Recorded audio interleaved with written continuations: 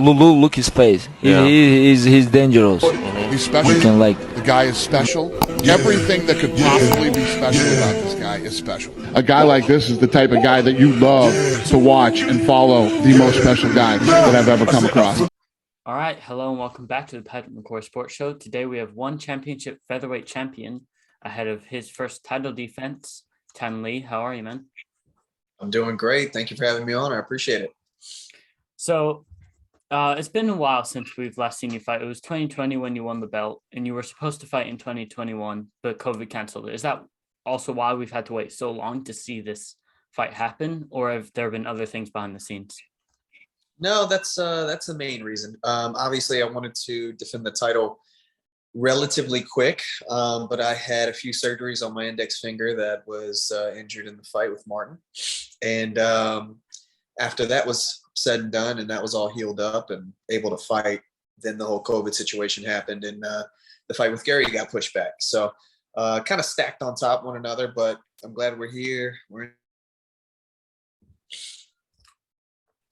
Now, your opponent's a very high-level grappler. In all the promos you see, the Mike Tyson of grappling. So who have you been working with, and how hard have you been working for the grappling aspect of the fight?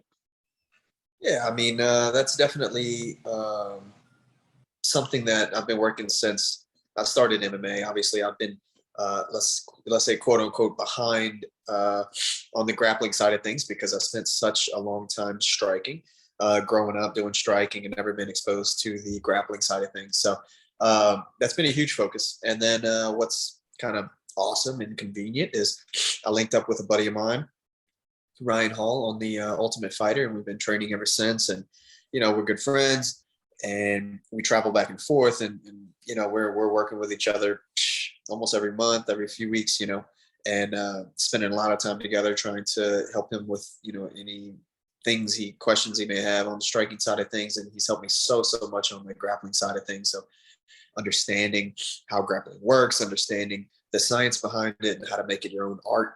So it's really nice to be able to be exposed to such a high level mind for grappling and mixed martial arts and martial arts in general.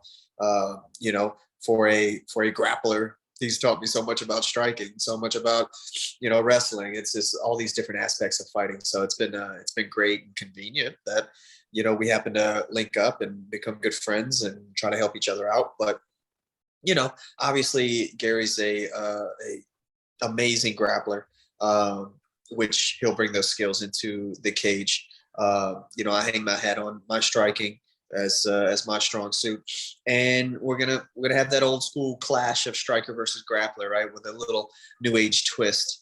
Because I can grapple pretty damn good, and he can strike pretty good. So it's interesting to have that old school style versus style matchup with a little twist that we've spent a lot of time in the other aspect, developing skills and making sure we're well-rounded mixed martial artists. So it's been a lot of hard work, spent a lot of time focused on this opponent. He's done the same. Obviously, he's had the equal amount of time focusing. So it's pretty cool to be able to finally get in here and do this thing.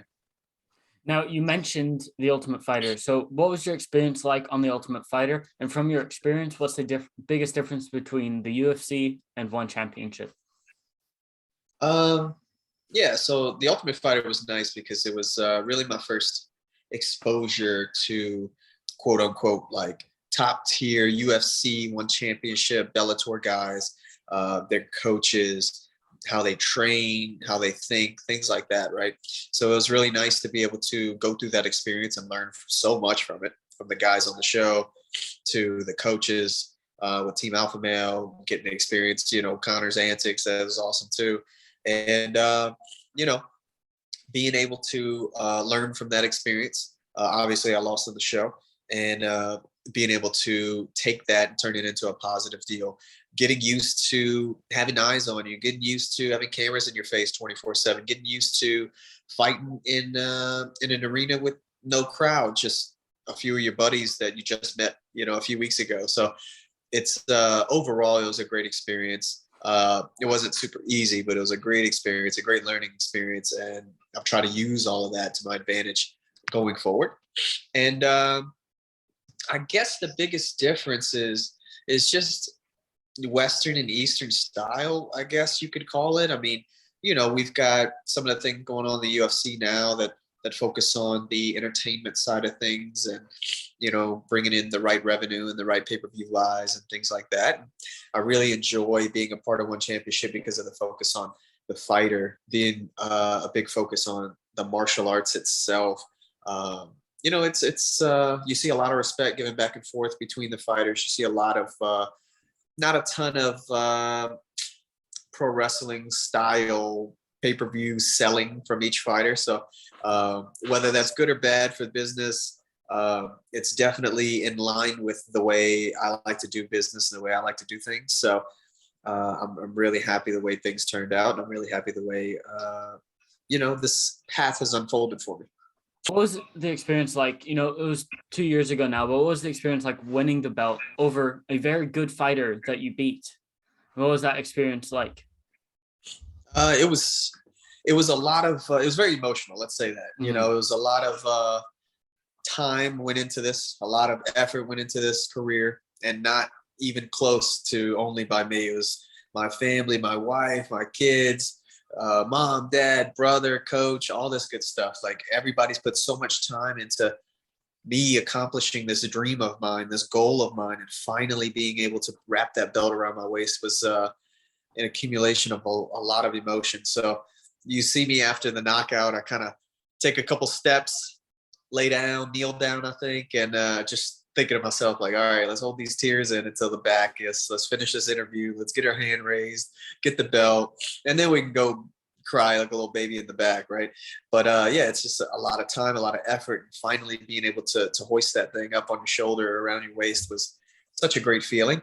And it kind of gives you a little nod on, a head nod and a pat on the back, showing that this was for something. It wasn't all for nothing. So it was a great feeling, great time celebrating with the family and friends and my little circle. So it was awesome. And now you've been with one for a good few fights, and is one the promotion you'd like to stick with? You're the champion. Let's say you win this fight, and do you just want to keep defending your belt and just keep going with one as long as you can, or do you think maybe the UFC or another promotion could be in the realm of possibilities in the future?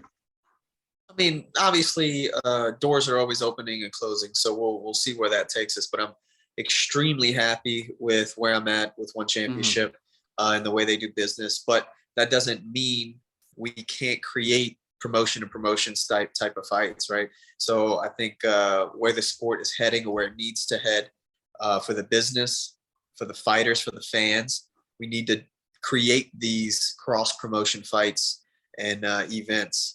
And I think that's going to be good for the sport and good for all of the people involved. That's a big focus of mine. Staying with One Championship would make me extremely happy, but being able to compete against the other guys that happen to not be signed with one is very important for me as well. So I think as long as we're heading in that direction and trying to hit those goals, it can only be up from here. And that's why I got into this game, is to fight the biggest and baddest dudes I could possibly find. That's why getting the belt was so important to me.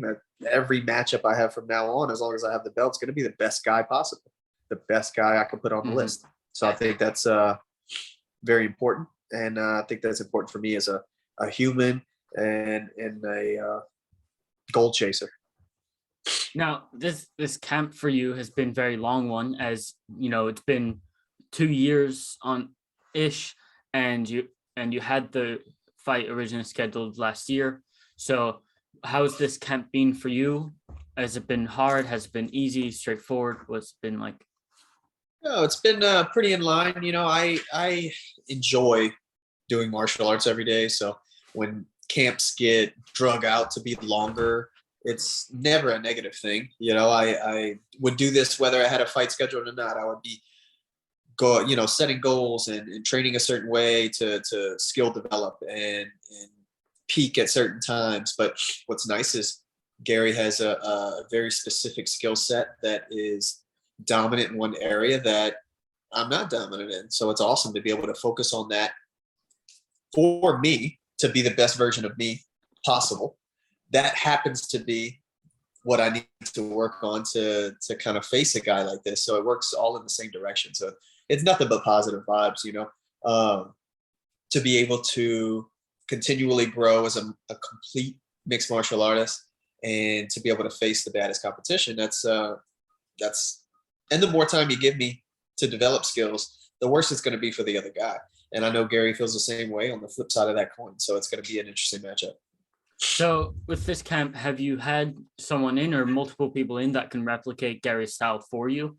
Or has it just been working and skill building? Definitely a lot of working and skill building. But like I said, we've spent a lot of time with Ryan Hall. He's been a longtime training partner, friend of mine. And then we brought in Cody Steele, who's an ADCC competitor.